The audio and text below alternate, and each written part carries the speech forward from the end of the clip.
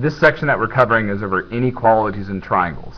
You're used to seeing inequalities with greater than or less than signs, and we're still going to be talking about things that are greater than or less than, but we're going to be talking about pieces of triangles that are greater than or less than each other.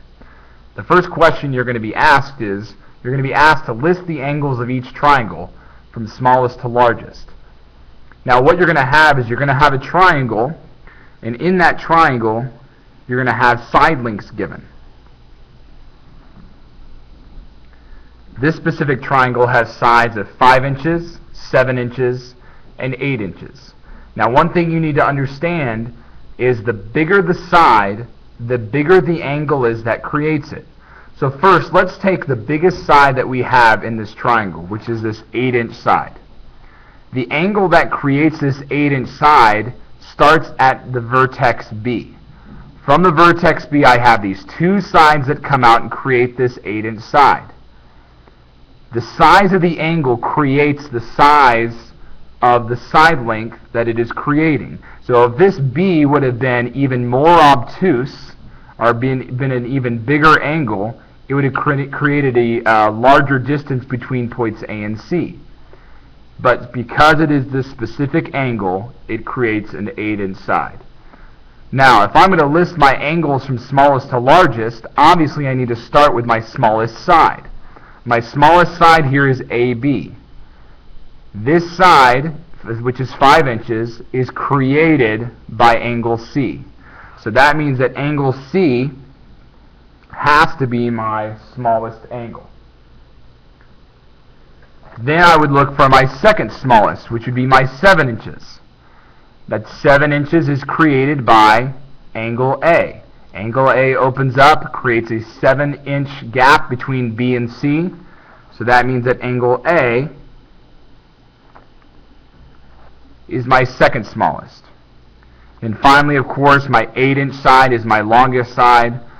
So we have point B, or angle B, that opens up for 8 inches. So that would be my largest angle.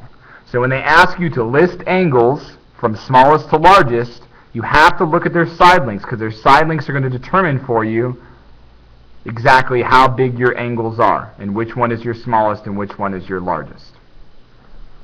The second question you're going to see is the same concept, except here, instead of looking at angle measurements and figuring out from smallest to largest, we're going to look at side lengths from shortest to longest.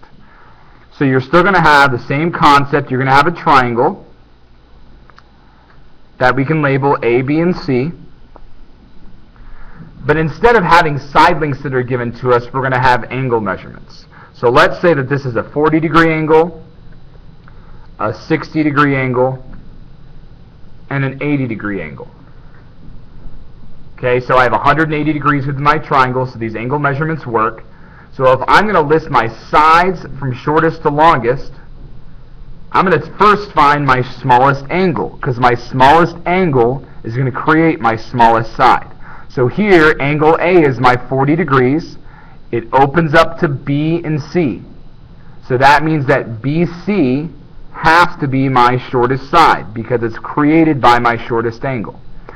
The next I have my 60-degree angle. 60 degrees opens up to AC. AC is going to be my next shortest. And then finally my 80-degree angle that's right here opens up to AB. So AB has to be my longest. So just like with the angle measurements before, in ordering them from smallest to largest, here we're giving our angle measurements and ordering our side lengths from smallest to largest. It's the same concept of understanding that angle measurements, their width, the gap that they are creating, is creating that distance between A and B, or A and C, and B and C. And the bigger that angle is, the larger the gap will be between the 2 points. So that's the first couple questions that you will have to answer.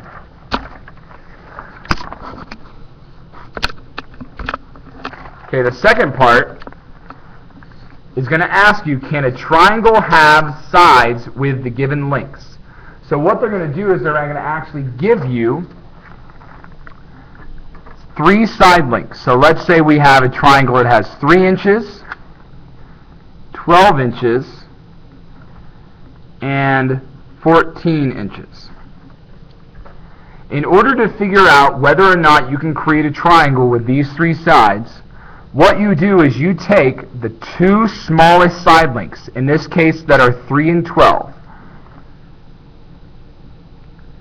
and you add them together, and you want the sum of those two side lengths to be greater than the largest side length. So here, 15 is greater than 14, so your answer would be yes. I could create a triangle if I had side lengths of 3, 12, and 14. Now your side lengths are always going to be in order from the smallest side length to the biggest. So for example, let's say that I have 4 inches, 16 inches, and 12 inches. I need to take my two smallest sides. My two smallest sides are 4 and 12. And I'm going to add them together.